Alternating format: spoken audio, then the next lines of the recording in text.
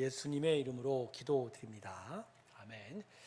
자, 이제 창세기 12장으로 넘어갑니다. 자, 창세기 12장부터는 이제 믿음의 족장들에 대한 이야기가 기록이 되어 있습니다.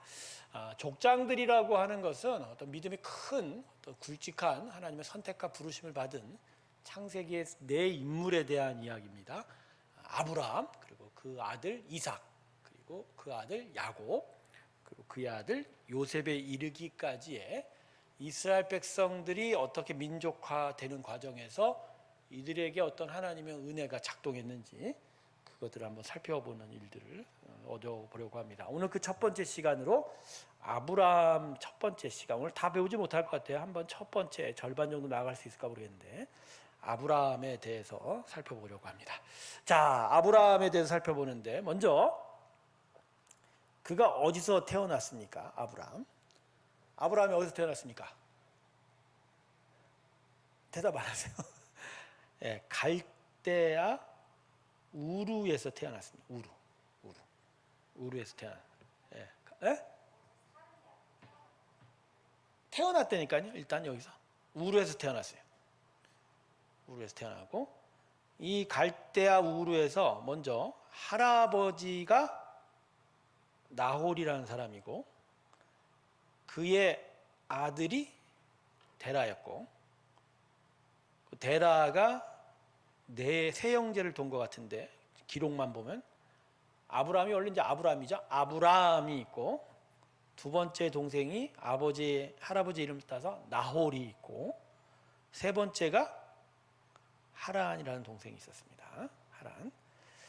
그래서 이제 아브라함은 이제 사레와 이제 결혼한 상황이고 나홀은 누구와 결혼했냐면 하란이요. 또 세 자녀를 뒀는데 롯이라는 아들이 있고 밀가라는 딸이 있고 이스가라는 딸이 있어요.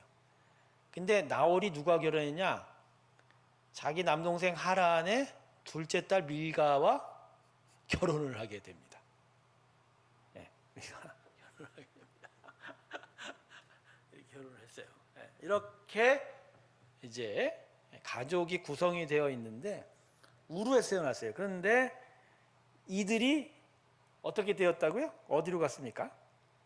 하란으로 이동을 하게 됩니다. 하란으로 이동을 하게 됩니다. 하란으로 누구하고 이동했을까요? 아브라함이 아브람, 사레. 놀라운 건 아버지를 모시고 갔어요. 데라. 그리고 거기에 하란이 먼저 죽었던 것 같아요. 조울했던 것 같아요. 여기서 우르에서. 그래서 그 큰아들 롯을 아브라함이 끌고 갔던 것 같습니다. 그래서 이 네 식구가 하란으로 떠난 것 같아요. 자, 제가 지금 출생과 이들의 이동 경로를 얘기를 했죠. 자, 요거를요 제가 지도로 한번 좀 그려드릴게요. 뭐 하나님 부르심 받은 얘기는 좀 이따 하고요. 자, 이런 거예요. 지금 이제 이러한 지도가 될 거예요. 제가 지도 연습을 조금 했는데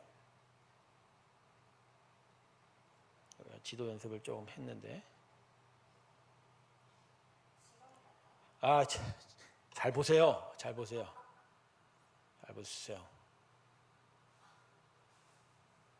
자, 이게 무슨 얘기냐면 여기가 아라비아 사막이야. 네, 여기 사막이에요. 그리고 여기서 유브라데스 강이 요 페르시아만으로 흘러 들어가고요. 그다음에 티그리스 히데겔 강이라고 하는데 티그리스 강이 이런 식으로 흘러갑니다. 자, 우르는 어디냐면 여기쯤이에요. 여기가 우르예요. 근데 이 우르를 옛날 창세기 11장 12장 지명으로 얘기하면 시날 평지라고 하면 돼요. 여러분 시날 평지가 뭐죠? 바벨론 탑이 세워진 데가 시날 평지입니다. 그러니까 그 시날 평지에 바벨론 탑이 세워진 그 도시가 모여 살았던 데가 뭐죠? 우르라고 하는. 그러니까 아브라함은 여기서 할아버지 나홀, 아버지 데라 그 후손으로 여기서 태어난 거예요. 그러다가 그들이 이동을 하게 된 데가 어디냐면 여기가 하란입니다. 예, 하란.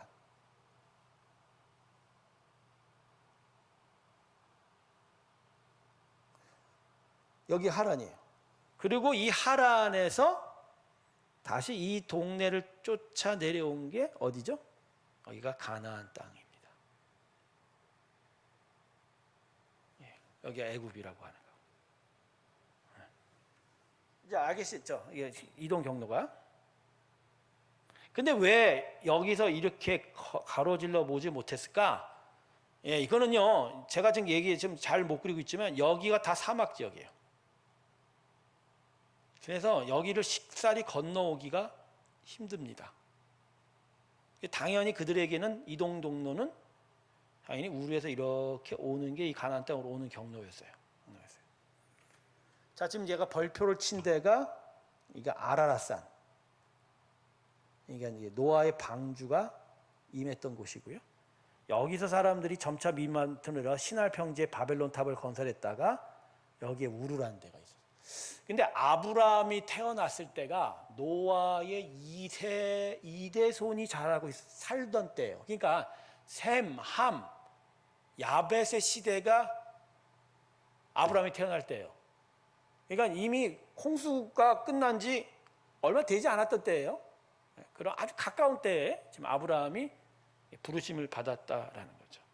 자, 그러면 이 지도를 갖고 설명하면 여러분에게 제가 묻습니다. 그러면 하나님이 창세기 12장을 보면 아브라함 보고 내가 지시한 땅으로 가라고 했을 때 하나님이 지시한 땅으로 가라고 하는 음성을 어디서 들었을까요? 어디서 들었을까요? 하나님이 지시한 땅, 가라고 하는 땅을 어디서 들었을까요? 하란일까요? 하란일까요?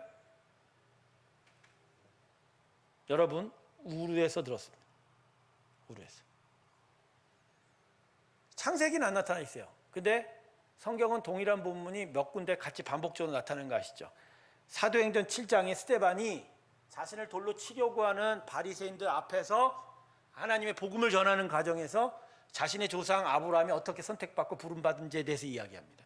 사도행전 7장 2절부터 4절을 보면은 우르에서 아브라함이 하나님의 음성을 들었다고 이야기하고 있어요. 사도행전 7장 2절을 보면 제가 읽어드릴게요. 사도행전 7장 2절을 보면 예, 여러분 부형들이여 들으소서. 우리 조상 아브라함이 하란에 있기 전 메소포타미아에 있을 때 영광의 하나님이 그에게 보여. 그죠? 하란에 있기 전 메소포타미아, 즉 우르를 가리킨 거죠. 내 고향과 친척을 떠나 내가 내게 보일 땅으로 가라 하시니 창세기 12장 1절의 말씀이 여기 반복이 돼요. 그러니까 아브라함은 하나님의 내 땅을 가라는 명령을 어디서 들었다? 하란이 아니라 우르다. 우르에서 들었어요. 우르에서. 그런데 왜 우르에서 가나안 땅으로 바로 안 가고 하란을 거쳐 갔을까? 그리고 왜 혼자가 아니라 아버지까지 끌고 갔을까? 어떻게 생각하세요? 어떻게 생각하세요? 왜 아브라함은 우르에서 바로 가나안 땅으로 안 가고, 그죠? 하란을 거쳐가고, 거기서 그리고 아버지 데라가 죽어서야 이제 가나안 땅으로 옮겨갔을까? 뭐라고 했을까? 왜 그럴까요? 제 추측은 그래요. 큰아들이었다 보니까 아마 아브라함이 노부인 데라를 모시고 살았을 것 같아요. 그래서 데라를 놓고 가기가 거시기했을 거예요. 근데 데라가 가려고 하지 않았던 것 같아요. 근데 어쨌든 간에 끌고 가니까 가나안으로 가지는 못했던 것 같아요. 그래서 그 중간 장소인 하란까지 어떻게 움직였던 것 같아요. 제 생각이에요. 이거를 뭐 제가 이거 맞습니다 이렇게 얘기하는 게 아니라 제 추측입니다. 성경이 이야기하고 있지 않으니까.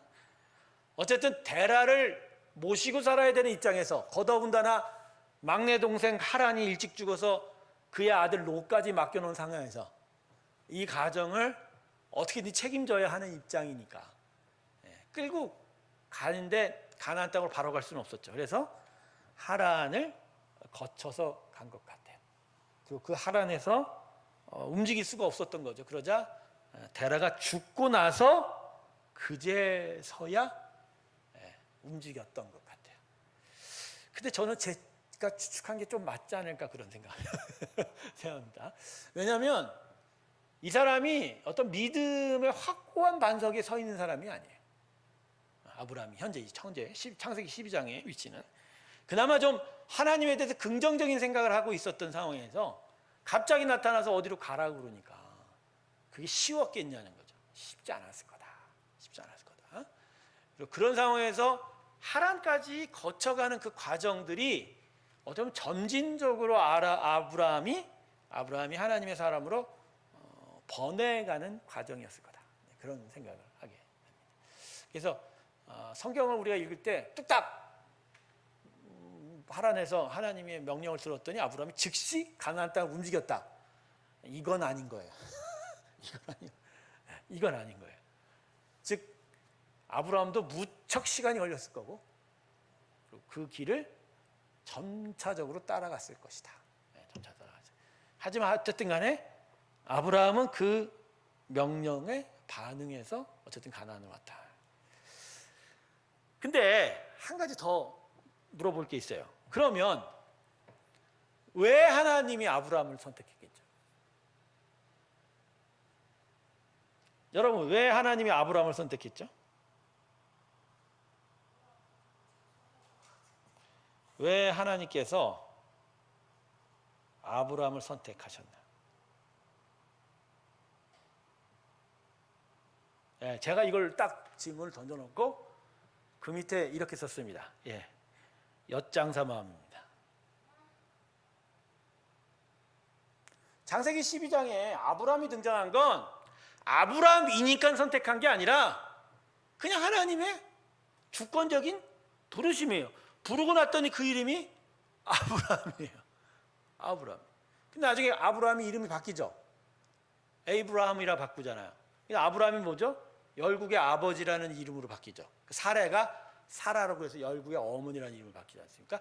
그러니까 그때 돼서야 하나님의 어떤 믿음의 인물로 서가는 거지, 처음에 부르심은 그냥 우리 모두나 다를 바 없는 사람이었다. 심지어 창세기 12장만 놓고 보면 하나님의 말씀이 있으니까 즉시 순종해서 하나님의 원하는 가나안 땅으로 간 줄 알지만 자세한 사정을 보니까 아브라함이 어디를 거쳐갔어요? 하란을 거쳐갔고, 그 가족상을 보니까 본인의 한계 때문에 처음에 쉽게 움직이지는 못했을 거다라는 거죠. 그래서 결론은 그거예요. 아브라함은 하나님의 주권적인 선택이지 그가 아브라함이 될 만한 어떤 공로나 그건 안 보인다는 거예요. 그래서요, 이 믿음의 족장 네 사람을 통한 하나님의 은혜가 각각이 다른 주제를 가지고 있어요. 아브라함은 그야말로 하나님의 택하심의 은혜, 부르심의 은혜를 가리킵니다. 구원에 있어서. 그리고 이삭은 하나님의 예수 그리스도를 통한 독생자 아들 예수를 통한 구원을 이야기하고, 그다음에 야고보로 넘어오면 구원의 문제에서 성화의 문제, 거룩해져 가는 과정에 대한 이야기. 요셉을 보면 하나님과 동행하여 하나님이 사용하시는 하나님의 나라를 만들어가는 쪽의 이야기가 돼요. 그래서 이 믿음의 족장 이야기들을 다 섭렵해 보면 우리 삶에서 하나님이 어떻게 우리를 선택의 백성으로 부르시고 선택하고 구원의 백성으로 거룩하게 만들어 하나님 나라를 만들어가는지에 대한 이야기가 이 퍼즐처럼 완성이 되어갑니다. 그래서 여러분, 아브라함에 대한 이야기를 배우실 때 이 부분에 초점을 맞추세요. 하나님이 아브라함을 어떻게 택하고 어떻게 믿음의 사람으로 불러서 세워가느냐, 그 과정에 대해서. 그래서 여러분, 믿음의 족장들의 이야기에 가장 많은 분량은 누구한테 있죠? 아브라함한테 있어요. 아주 다채롭고 아주 버라이어티합니다. 그에 비하면 아들 이삭은 기사가 별로 없어요. 그랬다가 이제 야곱이 되면 이야기가 갑자기 늘어납니다. 거룩해지는 이야기가 이게 쉽지 않거든요. 그러다 요셉 가면 이야기가 또 줄어들어요. 그런 식의 어떤 이야기 구성을 볼 수가 있는 거죠. 자, 그래서 하나님께서 우르에 사는 아브라함을 택한 이유는 그분의 주권적인 선택이다라는 거죠. 선택이다. 근데 이 이야기는 해볼 수 있어요. 무슨 얘기냐?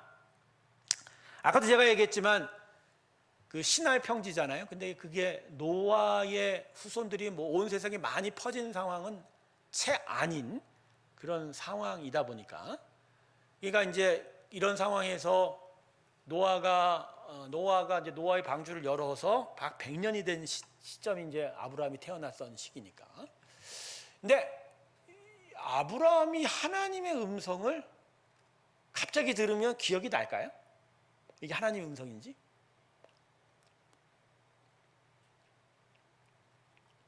안 돼요. 그게 안 돼요. 그러면 이 아브라함이 거하던 우르에 하나님을 섬기는 자들이 있었을 가능성이 있어요. 자, 제가 얘기하는 건 뭐냐면 하나님의 믿음의 선택을 하여 믿음의 백성을 만드는 자들이 아니라, 자, 창세기부터 끄집어 나옵니다. 아담에게 아들이 셋이 있었어요.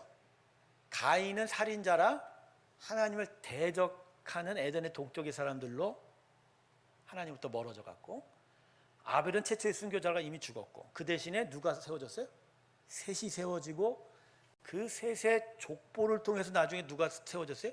노아가 나오고, 그리고 노아 이전의 모든 땅은 다, 모든 세상은 사람들은 다 물에 죽었지만 다시 노아를 통해서 하나님의 사람들이 또 세워져 가는 과정에서 노아로 인하여 하나님을 경외하는 자들의 무리가 소수이지만, 그죠? 있었을 가능성이 있고, 그들이 신할 평지에도 살았고 우르에도 살았다. 그러니까 그 중에 아브라함도 껴 있었을 가능성이 나는 많다, 이렇게 생각합니다. 그래서 힘이 하나마 예전 아담 때부터의 여호와 하나님, 에덴 동산의 일들, 그 물은 대홍수의 일까지도 다 기억을 하고 있는 과정에서 하나님이 아브라함에게 음성을 주셨다는 거죠. 자, 그렇지 않으면 창세기의 기록이 남아있기가 힘들어요. 여러분, 모세가 창세기를 졌지만 모세가 자기 때 이후의 일들은 정말 분명하게 더 기록할 수 있지만 자기 때 이전의 일들은 어떻게 다 기록할 수 있을까요? 모세가 다 봤어요? 뭐 그 이전에 기록이 남아있을까요? 예, 암기입니다. 조상 대대로 예전의 일들이 암송이 되어서 내려온 거예요. 유전으로, 구전으로. 그걸 모세도 암송하고 있었고 이스라엘 백성도 암송하고 있었고, 그걸 다 모아서 기록을 했다라는 거죠. 그러니까 아브라함도 자기 이전의 일들을 기억을 하고 있었을 가능성이 있다. 그러니까 아브라함에게 믿음은 없었지만 하나님의 음성을 들을 수 있는 배경은 있었을 것이라는 추측이 가능하죠. 지금 이 이야기를 듣는 성도 여러분, 저의 주관적인 추측입니다. 그럴싸해 보이게 생각을 해보는 거예요. 그러나 성경에 적혀있지 않기 때문에 이게 맞다라고 얘기는 못하지만, 하나님이 아브라함을 끌고 오는 과정에서 어떤 과정이 있는지는 이런 창의적인 추측은 뭔가 이야기를 만들어 가는 데는 좀 양념적인 요소가 있다, 그런 생각으로 하는 거고요. 어쨌든 하나님이 아브라함을 선택한 건 아브라함이 무슨 공로가 있어서가 아니라 그냥 우리와 똑같은 자를 하나님이 주권적인 선택으로 불러하겠다, 그런 이야기를 하고. 자, 그래서 이제 가나안 땅으로 아브라함이 이동을 하죠. 그래서 가나안 땅으로 도착을 했어요. 근데 가나안 땅에 도착했을 때 아브라함이 첫 번째 도착한 가나안 땅 도착, 가나안 땅 도착의 첫 번째 도착지가 어디입니까? 예, 세겜입니다. 세겜 지역의 모레라는 지역의 상수리 나무에 도착했다고 합니다. 지명도 그렇죠? 상수리 나무. 상수리 나무.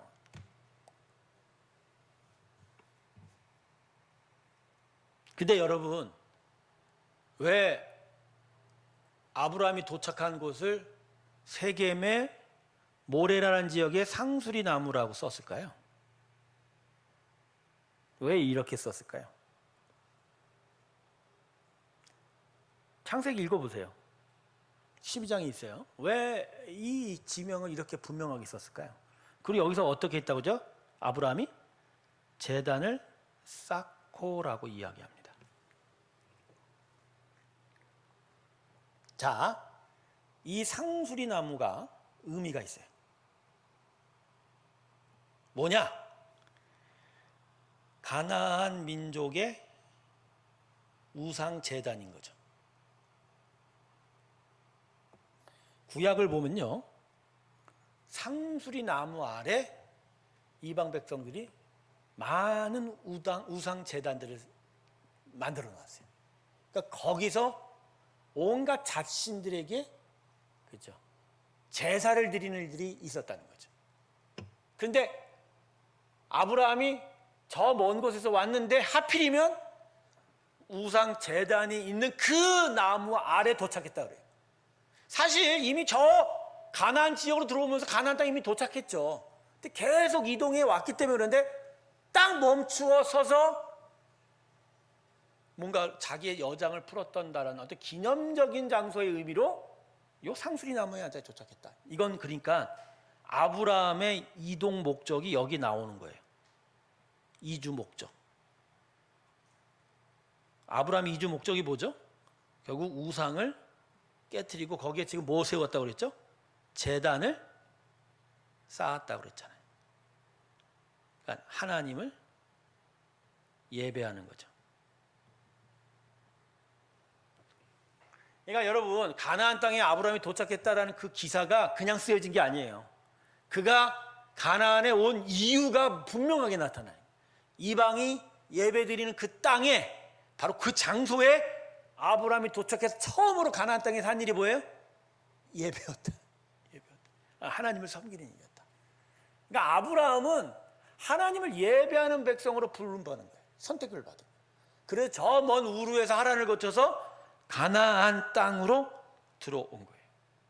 그래서요, 요때 이 제단을 쌓고 어디가 첫 번째 정착지냐면요, 그게 벳엘 동쪽이라고 합니다. 여기에 이제 자기의 영구적인 장막을 쳤다. 첫 번째 집이죠. 여기서 제단을 또 쌓고 여호와의 이름을 불렀다. 벌써 도착하면서 여호와의 이름을 불렀다. 그러니까 아브라함은 하나님에게 영광 드리고 예배하는, 하나님을 섬기는 자로서 가나안의 첫 발걸음을 내딛었다라는 거예요. 그래서 여러분, 아브라함의 믿음의 혈통을 따라 하나님의 은혜의 자녀가 된 우리에게도 이 아브라함의 목적이 동일하게 적용이 되는 거예요. 우리에게서의 인생의 목적은 딴 게 아닙니다. 뭐라고요? 예배입니다. 하나님을 섬기는 자로 서 있는 거예요.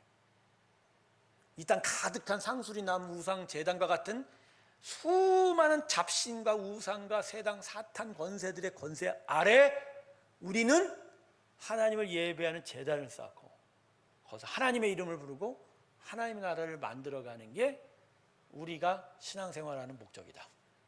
할렐루야. 이거 분명히 하셔야 됩니다. 이게 우리의 사명이자 삶의 정체입니다. 복 받으라고 구원한 거 아니고요, 건강 무병 장수라고 복 받은 거 아니고, 구원받은 거 아니고, 이 땅에서 부자 되라고 복 받은 거 아니고, 사랑받으라고 복 받은 거, 구원받은 거 아닙니다. 우리가 하나님의 자녀로 구원받은 이유는 그분을 예배하기 위함. 그것 때문에. 자, 노아라는 의로운 자를 택하여 그 8가족만 남겨놓고 모든 것을 다 멸하신, 대홍수로 멸하신 하나님께서 후회하셨어요. 여전히 노아 안에 죄악이 넘쳐 있는 것을 보시고, 그래서 더 이상 홍수를 일으키지 않겠다고 무지개 언약을 주셨어요. 그리고 그분의 세상을 향한 섭리, 역사가 바뀝니다.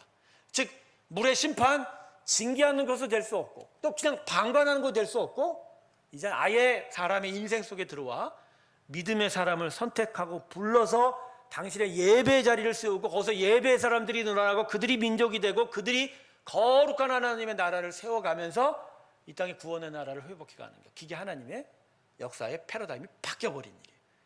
그 시작이 아브라함이고 그 아브라함의 첫 번째 시작이 뭐라고요? 예배라. 그래서 예수 믿는 사람한테는요, 예배 빼면 시체입니다. 예배가 없으면 예수의 사람 아니에요. 여러분, 예배가 우리의 목숨과도 중요한 거예요. 예배 없으면 살아있는 게 아니라니까요. 많은 그리스도인들이요, 이 예배의 중요성을 몰라요. 그냥 명목상 내가 몇 년 전에 예배 나왔고 내가 구원 받았다라는 내 자기 의식, 자기 어떻게 보면 착각일 수 있죠. 그거에 빠져서 현재 내가 하나님을 예배하고 있지 않으면서도 내가 하나님의 사람이라고 얘기해요. 그렇지 않아요, 여러분. 우리가 예배할 때 하나님의 자녀고 하나님의 이름을 부르며 그분께 영광을 드릴 때 하나님의 백성입니다. 그래서 예배 자리 지키고 예배를 계속 사모하는 건 너무 중요해요. 다른 종교들은요, 뭐 그들의 집회, 뭐 그들의 뭐 모임, 그거 다 종교적 행위일 거예요. 그냥 명목상 그런 모습을. 그러나 예수 믿는 사람에게는 예배 나오는 일이 종교적 행위가 아니에요. 그냥 그 집단에 속하려면 그러한 일을 해줘야 되는 그런 차원의 일이 아니란 말이에요. 무슨 취미생활하는 동호회 가면 뭐 한 달에 한 번씩 회의하고 동호회 모임 가야 되죠. 그거 안 나가면 같이 어울릴 수 없잖아요. 동창회도 그래요. 뭐 1년에 몇 번 정기 모임에 안 나가면 사람들한테 잊혀주고 그 멤버 사람이라고 생각 안 되죠. 그죠? 그러니까 의무적으로 나가는 그런 일이 있어요. 그렇지만 우리는 예배가 그런 차원의 얘기 아니에요. 뭐 의무적으로 나가고 내가 이 모임에 있어야 되려면 여기 나가줘야 되고 그런 거 절대 아니에요. 그것보다 더 중요한 의미가 있어요. 우리의 생명이에요. 우리의 목숨이 예배예요. 근데 예배를 너무 무시해요. 그냥 안 나가도 돼. 대충 안 와도 되지. 뭐 주일날 교회 예배인데 꼭 나가야 돼? 이러고 항변하는 사람도 있어요. 여러분, 큰일 당해요.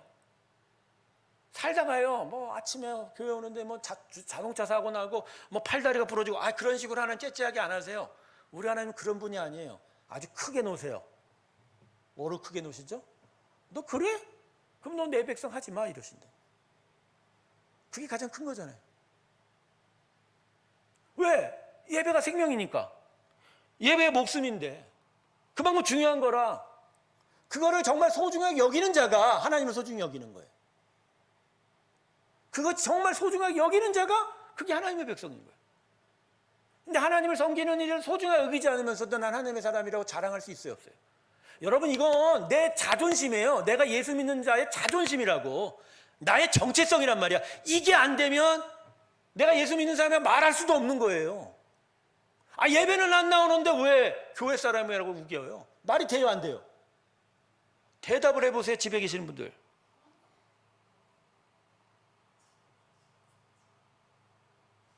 예배를 안 나오는데 내가 하나님의 사람이라고 얘기할 수 있어요, 없어요?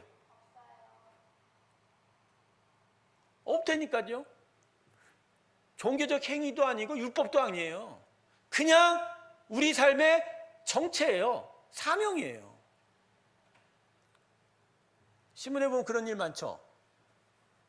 어릴 적 애를 버리고 도망갔는데 도망간 엄마야. 근데 남겨진 아버지는 아이들 위해서 어떻게든 열심히 살았어. 근데 어떤 사고를 당해갖고 죽고, 그 애가 어떻게 사고를 당해 죽었어. 근데 그게 또 정부가 보상해 줄 수 있는 사고로 죽은 거야. 그래서 이 아이에게 보상금이 엄청 많이 달린 거야. 그때 갑자기 짠 하고 누가 나타나요? 생모가 나타나서 법대로 보면 내 거예요. 수많은 사람들이 손가락질하죠. 뭐라고? 넌 키운 적이 없잖아. 그런데도 내가 엄마니까 돈 줘. 근데 법은 또 준대. 받아 도망갔잖아. 그러고 나 또 보이지도 않아요. 자, 우리 이런 사람들한테 저 사람이 진짜 엄마라고 얘기해요, 안 해요? 해요, 안 해요? 안 하죠. 그러니까 예배가 바로 이런 거거든요. 하나님과 계속 친밀한 교제, 그분의 자녀로서 그분을 계속 만나고 그분 앞에 서 있는 이 귀한 일이거든요. 이게 생명이거든요. 근데 이걸 등한시하고 이거를 소중히 여기지 않는다면 우리가 하나님의 자녀라고 말할 수 있어요? 사람들은요, 가끔 자기가 한 일 모르고 남을 자기가 자기 한 모습을 그대로 비난한다니까. 자기가 그런 거 한지도 모르고. 여러분, 예배는 생명입니다.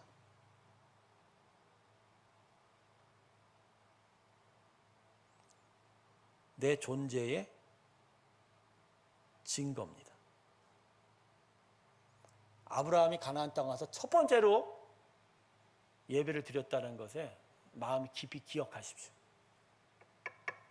하나님의 백성으로 택한 첫 번째 사람이 가나안 땅에 와서 그 약속의 땅에 와서 한 일이 예배라는 거예요. 하나님은 진짜 예배하는 자를 찾으세요. 예배하는 자를 찾으세요. 그 사람이 복을 받는 사람이에요. 진짜. 보세요. 예배 드렸던 아브라함이 그 땅에서 얼마나 복을 얻습니까? 혼자서 거부가 되고 뭐 부가자가 됐다는 게 아니라 홀로 믿음의 사람 자기 혼자밖에 없는데 기껏해야 자기 종들, 돈으로 고용한 용병들, 가축들. 그러나 그 땅에 있는 수많은 왕들이 아브라함의 결국 머리 다 조아려요. 다 조아려요. 다 머리 꿇어요. 그게 어떻게 이런 복을 받을 수 있죠? 그 수많은 등대한 수많은 그 이방 족속들 앞에서 어떻게 아브라함 혼자서 이렇게 맞설 수 있냐고요. 그가 예배하는 자고 예배하는 자를 하나님이 세우고 축복했기 때문에. 여러분 예배를 정말 생명같이 생각하는 사람은 하나님 끝까지 지키실 거예요. 그건 하나님 약속입니다. 그게 성경이 우리에게 하시는 말씀입니다. 아니 이 예배 세우겠다고 저 먼 몇천 킬로, 1500킬로 떨어져 있는 저 우르 하란을 통해서 아브라함을 불러냈는데, 그죠? 근데 그 불러낸 이유가 예배인데, 이거 하나만 봐도 하나님에게는 예배라는 게 얼마나 중요하냐면, 예배를 이거를 등한시하면, 그러니까 제가 영국 가서 놀란 게 그래요. 우리 교인 중에 하나 자녀가 미션 스쿨 달리는데 그 스쿨에서 어떤 장학금이나 뭔가 서류를 받아와야 되는데 거기에 이제 미션 스쿨이다 보니까 종교를 조사하는 난이 있어. 그럼 교회 몇 번 가냐? 그러니까 열심히 나오는 교회를 믿음이 있는지를 그걸로 이제 보려고 하는데, 근데 놀랐어요. 보기를 보니까 월에 한 번, 보기 1번, 석 달에 한 번, 1년에 두 번, 1년에 한 번. 보기가 이런 식이야. 그러니까 이런 보기면 어떤 거야? 우리 만약 지금 한국적인 분위기는 어떻게 해요? 매주 나온다, 1번. 2번, 한 달에 한 번이다. 3번, 부활절, 성탄절만 나온다. 뭐 이런 식으로 했겠지. 근데 영국은 그렇게 써. 그러니까 최고로 많이 나오는 게 한 달에 한 번이에요. 우리 옆집에 새롭게 이사를 갔을 때 영국에 우리 옆집 할아버지가 그래도 이웃이라고 와갖고 좀 뭐 좀 먹으래. 쫄래쫄래 따라갔지. 자기도 교회를 다닌대. 그지? 그래서 자주 다녀야 했더니 2달인가 한 달에 한 번 나간다 하더라고. 그래서 속으로 큰일 났다 이거 어떡하냐. 그러면서 옆에 사람들 주겠다고 술을 대접하는 거야. 그래서 뱅쇼를 줬나? 뱅쇼인가 주리가. 그래서 내가 이제 교회, 한국인 교회 처치 패스터라고 했더니 꿈쩍도 안 해요. 상관없어. 영국 그렇게 어떻게 됐어요? 예배를 등한시하니까. 영국은 교회가 없는 거예요, 여러분. 그렇게 생각하세요. 성공회가 있자고요? 여러분, 성공회 교회가 얼마나 타락한 줄 아십니까? 동성애 목사들 때문에. 런던 시내 성공회 목사들 다 동성애자예요. 어린 아이들이 강간하고 하는 사람들 얼마나 많은데, 그런 사건이 비일비재한데, 성공회들이 이미 타락한 걸 다 아는데, 여러분. 그냥 교회가 이런 식으로 타락을 해요. 예배에 집중을 하려잖아요. 여러분, 그러니까 이게 교회가, 믿음의 성도가 도대체 무엇으로 서 있는지는 극명한 거예요, 예배에서. 여러분, 이 예배 등한시하면 안 돼요. 제가 여러분, 내가 피를 끓는 심정으로 여러분한테 얘기하는 거예요. 진짜 복 받기를 원해서. 진짜 예배 지키시길 주님의 이름으로 축원합니다. 예배는 생명입니다.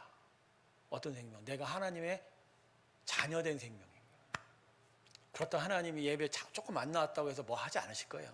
우리 하나님 그런 분 아니에요. 크게 놓으신다고 그랬죠. 그럴 바에는 내 자녀 하지 마. 이런 식으로 하실 가능성이 커요.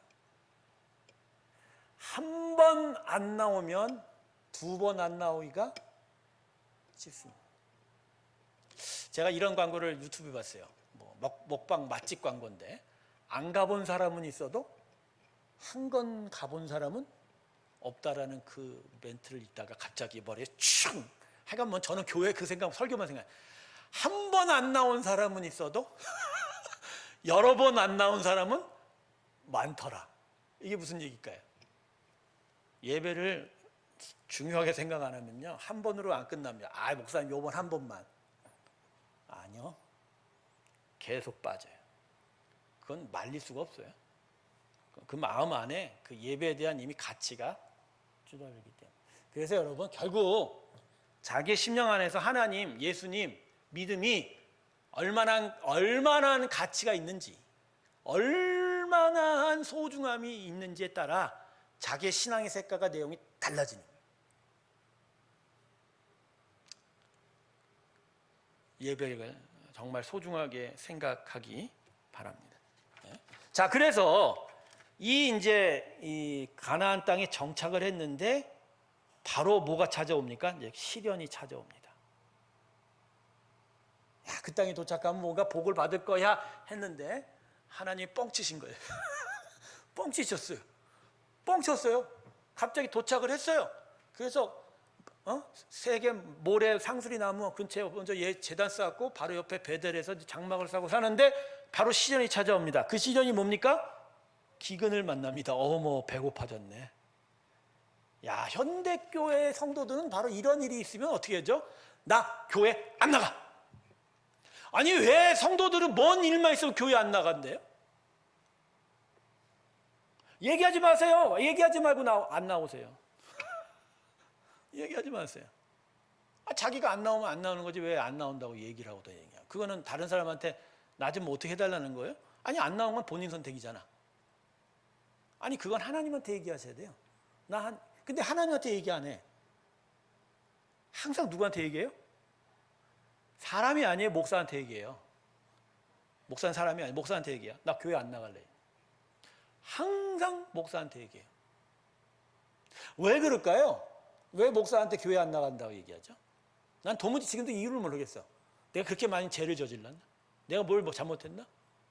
근데 왜 저한테 얘기하죠? 아마도 그럴 거라는 생각이 들어요. 하나님한테 가서 얘기하는 너무 거시기 하니까 목사한테 얘기하면 뭔가 좀 소식이 들어갈까? 여러분, 예수 믿는다고 부자 되는 거 아니에요. 아브라함도 와서 진짜 하나님 원하는 예배를 드렸지만 찾아온 건 뭐라고요? 기근이었어요. 기근이었어요. 오늘 제가 이제 페이스북에서 이제 제가 좀 친한 분들의 글을 조금 몇 글자 읽었는데, 요새 이제 기후 재앙 때문에 비들이 많이 오고 한국도 피해를 많이 받았지 않습니까? 근데 그분이 이런 얘기를 썼어요. 모든 기후의 지금 재앙은 다 사람 탓이다. 우리가 지구를 너무나 망가뜨렸다. 그렇다고 해서 해결 방법이 보이지 않는다. 현재의 인간의 문명의 시스템이나 지혜를 놓고 봐도 우리가 기후를 어찌할 수 없다. 보니까 이제 지난 오송 지하차도 참사나 예천의 찬사태로 인한 그 희생자들의 마음, 죽은 거 너무 마음 아팠던 것 같아요. 그러면서 한 얘기가 결론은 그거예요. 너무 허무한데 그냥 우리가 받아야 된다. 그래서 이게 무슨 얘기일까 했더니 그렇군요. 이것도 하나님의 섭리면 섭리라. 이것도 이겨내야 하는 거라는 거죠. 네. 여러분, 때로는요 실패도 경험해야 합니다. 그 어려운 시간도 뚫어가야 돼요. 큰 소리가 나고 뒤뚱대뚱 돼도 결국 그 시간을 가야 돼요. 왜냐하면 그걸 지나가는 게 신앙이 필요하니까. 자, 제가 아까도 얘기했죠. 신앙생활의 목적은 결국 예배라고. 그 거룩한 형상으로 변해가는 거. 그러니까 우리가 연단을 받아 정말 순금과 같은 하나님 앞에 서는 형상이 우리 신앙의 목적이고 최종 목적지지, 어느 정도 부를 이루고 집을 살고 건물을 쌓아 올리고 업적을 세우는 게 우리 신앙생활 목적 절대 아니라는 거예요. 자, 그런 측면이면 기근을 당하는 게 당연한 거예요. 어려움을 당하는 것도 당연한 거예요. 그걸 통해서 우리가 변화되는 거예요. 변화가 우리의 신앙의 목적이에요. 많은 분들이 이거에 착각해요. 신앙생활하면 뭔가 좀 특별한 업적을 세우고 뭐 해야 되지 않냐? 그렇잖아요. 저는요, 새로운 교회를 통해서 제가 섬기고 싶은 건요, 제일 첫 번째로 바꿨어요. 요새 내가 진짜 하나님의 사람으로 변화되는 거, 그거 말고 나한테 업적이 없다. 제가 여러분과 함께 신앙생활에서 선교 사역을 많이 일으키고 전도하고 성도들 많이 하고 교회 건물 세우고 이게 제 업적 될 것 같죠? 절대 안 그래요. 저는 이걸 업적으로 삼을 생각도 없고 그럴 생각도 없어요. 신앙은 이게 아니더라고요. 믿음은 이게 아니에요. 그냥 열심히 살다 하나님이 사용하시면 하는 거예요. 하는 것뿐이에요. 하나님 원치 않으면 못하는 거예요. 다만 진짜 하나님이 원하시는 가장 첫 번째는 뭐죠? 삶의 변화에 거룩한 자로 서 가는 거예요. 아브라함이 그 단계를 지나가는 거예요. 불렀더니 그래서 하나님의 이름을 불러 예배했는데 찾아온 게 뭐라고요? 기근인 거예요.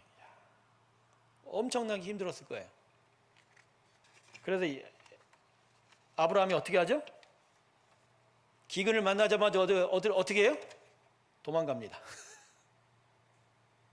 어디로 도망가요? 그 유명한 애굽으로 도망갑니다. 드디어 애굽이 첫 번째로 나옵니다. 자, 여기서부터 애굽이란 단어는 특별히 창세기 믿음의 족장과 출애굽기 사이에서는 세상과 동일한 의미로 지정합니다. 즉 하나님이 없는 곳, 하나님이 싫어하는 곳, 하나님이 마음 쓰지 않는 곳, 하나님이 정말 싫어하고 안 갔으면 하는 곳이 애굽이에요.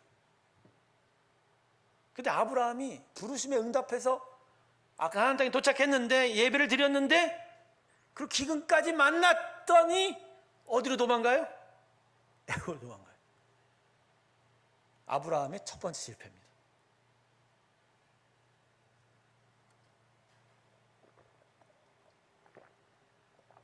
여러분, 기근 만났다고 도망가지 마십시오. 기근 만났다고 도망가지 마세요. 목사님 어떻게 함부로 얘기할 수 있겠습니까? 예, 함부로 얘기하는 건 아닙니다. 도망가고 싶을 때 많았지만 도망갈 수 없습니다. 도망가봐야 그곳이 더 바닥입니다. 누가 그런 얘기 하더라고요. 바닥 친 줄 알았는데 더 내려가더라고. 어디로? 지하실로 내려간다고 그러나? 땅을 파고 내려간다. 결국 애굽에 갔더니 애굽에서 아브라함이 어떤 일을 당해요? 부끄러움, 창피함을 당하죠. 왜요? 왜 창피함을 당하죠? 모르겠어요. 상황이 그래서 그런지 애굽에 갔더니 자기 아내 사례를 누구라고 속였어요? 누구라고 속였어요? 자, 똑같은 일이 이삭에게도 벌어지죠. 이삭이 애굽은 가지 않았지만 그랄 땅에 갔을 때 그 땅 왕이 아비멜렉이라는 자인데, 아비멜렉이라는 게 내가 볼 때 관직의 이름 같아. 근데 그 아비멜렉이 뭐라고 그랬어요? 자기 아내 리브가를 뭐라고 속였어요? 똑같이? 누이라. 근데 이삭은 거짓말한 건 아니에요. 리브가는 진짜 누이예요. 사촌 누이예요. 네? 엄마의 그러니까 아버지 사촌의 동생이니까. 그러나 사례는 다르죠. 어떤 주석가들은 그래요. 추측을 밝혀서 분명히 사례도 누이였을 것이다. 아브라함의 다른 형제들의 조카거나 아버지의 형제들의 아들, 딸이었을 가능성이 크다. 이렇게 썼는데 성경 기록이 없잖아. 그러니까 제가 아까 얘기했죠. 제가 성경 기록 없는 건 자기 추측이지. 그걸 뭐 진리라고 얘기할 수 없어. 그러나 이야기를 풀어가는데 양념이 될 수 있겠다. 혹시나 아브라함의 아내 사례가 누일 수는 있겠죠. 그러나 아직 그건 모르죠. 어쨌든 간에 누이라고 속였는데 이유가 뭐죠? 사례가 그렇게 이뻤던 거예요. 데려갔더니 애굽 남자들이 찝적댔나 봐. 근데 옛날 시절에 법과 질서가 있겠습니까? 찝적대다가 아브라함이 말리면, 남편인 걸 알면 아브라함에게 어떻게 할까 봐, 자기한테 해를 가할까 봐 미리 지레 겁먹고 아브라함이 어떻게 해요? 자기 아내를 누이라고 속여서 자기가 거기서 손해를 안 보려고 하는 거죠. 그러니까 찌질하죠, 아브라함이. 찌질하죠. 찌질해요. 결국 어떻게 됐어요? 바로 왕이 사례를 막 취하려고 그랬어요. 근데 갑자기 하나님의 환상이 보여서, 음성이 듣고서 바로가 헐쩍 놀라고 징계를 받고 재앙을 받으니까 바로가 이제 아브라함 불러서 꾸짖죠. 창피함을 당하게 되죠. 그래도 하나님 복을 주세요, 아브라함에게. 얻을 건 다 얻고 애굽에서 그리고 나오게 했으니까. 참 하나님이 하나님 백성들 살려놓는 거 보면요, 야, 그렇게 어떻게 찌질하고 창피함을 당하는 일 계속 또 채울 거는 채워주세요. 그래서 제가 저번에 설교 때 얘기했죠. 복은 이걸 복이라고 하지 않고 이걸 혜택이라고 그런다. 불쌍해서 그래서 주고 싶은데 더 주는 거예요. 그러니까 다른 사람도 주는데 더 줄 뿐이에요. 그러니까 부자가 되고 뭐 하나님이 여러 가지 건강케 하고 많은 걸 더 해주는 건 혜택이에요. 다른 사람도 얻어요. 세상 다른 사람들이 부자 되는 것도 하나님의 섭리예요. 일반 은총이라고 해서 하나님이 그냥 세상 돌아가게 만드는 섭리예요. 그런 혜택이 우리한테 더 크게 임했을 뿐이지 그게 우리의 복이 아니에요. 복은 뭐가 복이라? 기근을 당하는 게 복이고 애굽으로 안 내려갈 믿음이 있는 게 복이고 신앙이 삶이 변해서 하나님의 사람으로 변해요. 정말 예배자로 서는 게 복입니다. 할렐루야. 신앙인들이 이걸 했다 헷갈리는. 나 로또 당했어. 하나님이 이렇게 복을 주십니까? 그럴 때마다 여러분 외쳐야 돼요. 내가 진짜 화를 면하게 되는데 화를 얻었도다 얘기해요. 근데 재물의 문제, 물질의 문제에 있어서 성도들이요 많이 얻는 것만 뭐 혜택이고 복이라 생각하는데 그게 자기한테 화가 된다라고 얘기한 사람 난 이제까지 살면서 보지는 못했어요. 나중에 보면 알거든요. 그때 그 돈이 내게 없었으면 내가 지금 이러고 살지 않았는데라고 생각합니다. 조금 남는 돈이 있어서 뭔가 여유가 있어서 그거 갖고 뭐 하다가 잘못됐는데 거기에 줄줄이 사탕으로 돈 들어가고 결국은 망해버린 사람도 있고 돈 뭔가 편하게 살 수 있을 것 같아서 그 돈 갖고 뭔가 도박을 하다가 결국은 자신의 손으로 목숨 끊는 사람도 있어요. 그 돈 때문에 말입니다. 근데 대부분은 많아서요. 많아서 나한테 무언가 물질적이고 육체적인 것들이 어떤 혜택을 입은 거는 감사함으로 겸손히 받아야 돼요. 영적인 건강을 경계하면서 해요. 근데 그걸 복으로 알고 마냥 긴장을 늦추다가는요 창피함 당합니다.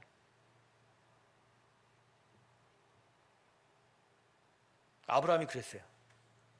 그래서 하나님이 아브라함을 불쌍히 여기셔서 이게 창피함을 당한 아브라함을 다시 애굽에서 귀하게 내어오게 됐죠. 근데 재밌어요. 그래도 어떻게든 기근을 보냈어요. 하나님과 동행해서 다시 기근에서 빠진 애굽에서 다시 돌아옵니다. 어디로 돌아왔냐면 처음에 자기가 장막 지었던 베델로 돌아옵니다. 근데 여기서 우리가 제일 좋아하는 단어가 나옵니다. 그때 아브라함이 뭐가 되더라? 거부가 되더라. 거부가 되더라. 여러분, 기근을 통과했더니 하나님이 그를 가나안 땅에서 살만하게 만들어 주신 거예요. 한 번 실패를 만났다고 끝이 아니고요. 그분 하나님께서 우리를 어떻게 끌고 가실지를 멀리 보고 그분의 길에 순종하십시오. 그러면 그분이 낮추었다가도 높이시고 비난하게 하셨다가도 부하게 하십니다. 그러나 그 부가 목적이 아니라 그러한 섭리 가운데 하나님의 뜻을 순종하여 하나님이 원하는 자로서 삶을 변하게 될 때 그게 진짜 참된 신앙의 목적이 완성이 됩니다. 여러분, 그래서 아브라함의 마지막 사건이 뭐죠? 의미한 신앙적 유미한 모리아산에 아들 이삭을 번제물로 바치라고 했을 때 그 창세기 기사를 보면요 단 한마디도 하나님한테 반항한 적 없어요. 가서 제사 지내라 했더니 그냥 그 자리에서 종들의 난장에다가 번제물 싣고 이삭 데리고 그 즉시 올라가. 아무런 말 안 하고. 그리고 이삭을 무릎 꿇어 쳐놓고 칼을 들어 찍으려 할 때도 주저함이 없어요. 그냥 한 칼에 내려 찍으려고 하는 그 아브라함. 이삭에게는 잔인한 아버지일지 몰라도 그때 그 순간은 아브라함은 어느새 자기의 삶을 주저하고 도망쳤던 이 사람이 마지막에 어떤 사람으로 변해요? 자기의 것도 소중하게 여기지 않는 하나님이 자신의 전부가 되는 거룩한 자로 변해가는 거예요. 이게 신앙이고 이게 신앙의 목적이고 이게 신앙의 여정인 거예요. 그 사이에 아브라함은 거부도 됐다가 약탈도 당하고 창피함도 당했다가 수많은 일도 전쟁도 당했다 수많은 일이 있습니다. 그러나 그게 그의 목적이 아닌 거예요. 그가 이러한 일을 관통해서 거부가 아니라 하나님의 거룩한 사람이라.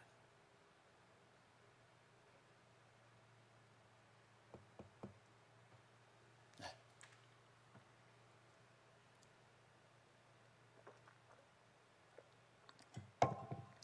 사랑하는 성도 여러분, 오늘 우리 신앙의 목적에 대해 다시 한번 생각해 봅시다. 나는 내가 이제까지 신앙생활한 거의 목적을 뭐에 뒀는지를 한번 생각해 보세요. 내가 왜 예수 믿는지, 왜 하나님이 나한테 예수 믿게 했는지, 그거에 대해서 다시 생각해 보세요. 자, 이렇게 근데 여기 예배드리는 이 자리도 뭐 분위기가 싸한데, 여러분 거부됐다고 이것 때문에 뭐 이거에 빠지지 마세요. 왜냐하면 이렇게 또 하나님 높이셨다가 또 낮추는 일이 생겨요. 자, 이 거부가 된 것 때문에 어떤 일이 나타나요? 롯과 분가를 합니다.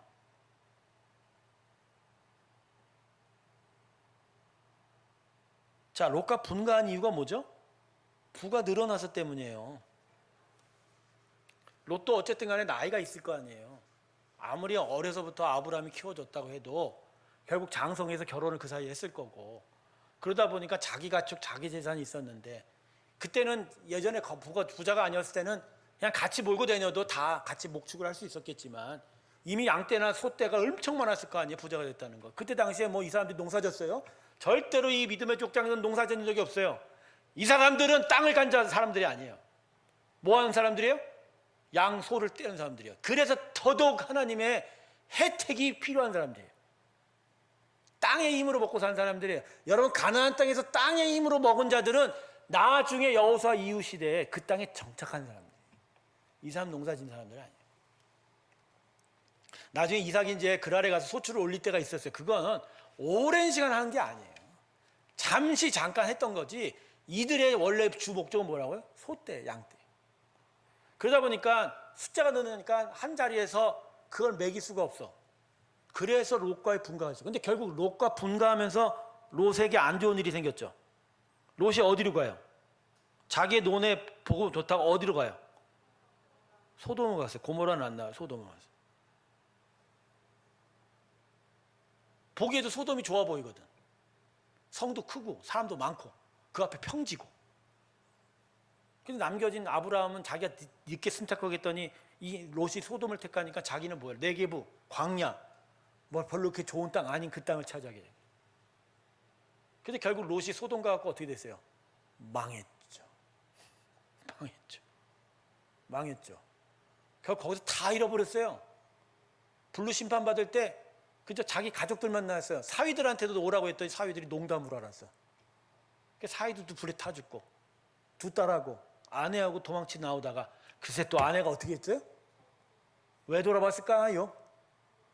아, 내 폐물이 저기 있는데 저거 어떡하지? 저 집이 저렇게 불타고 있는데 저거 어떡하지? 혹시나 집 문서 가지러 뒤돌아보지 않았을까? 혹시 집에 강아지가 있어 되돌아봤나? 네, 그래갖고 결국은 하나님께서 어떻게 했어요? 롯의 아내는 소금 기둥이 됐지 않습니까? 돌 기둥이. 그래서 결국은 롯은 두 딸로만 도망쳤죠. 근데 결국 그 딸들과 입에 닿기 힘들지만 근친상간하죠. 롯이 하고 싶어서 했지 않았어요? 롯이 이제 동굴에서 자는데 두 딸들이 그래도 자식을 갖고 싶어갖고 우리가 아버지를 술 취하게 하고 잠자자. 그래갖고 그래서 두 딸들로부터 이제 민족이 두 개가 나오죠. 그 한 민족이 뭐죠? 모압. 두 번째가 뭐죠? 암몬인 거예요. 그러니까요, 사실은요, 창세기를 보면요, 중동에 있는 모든 민족은 한 형제라. 다른 민족이 아니야. 한 형제라. 특별히 여러분, 이스라엘 백성과 에돔과 모압과 암몬은 한 형제예요. 아브라함의 후손이에요. 에돔이 누구예요? 이삭의 첫째 아들 에서가 에돔의 선조예요. 모압과 암몬은요, 아브라함의 조카 롯의 두 아들들이에요. 다 한 형제죠.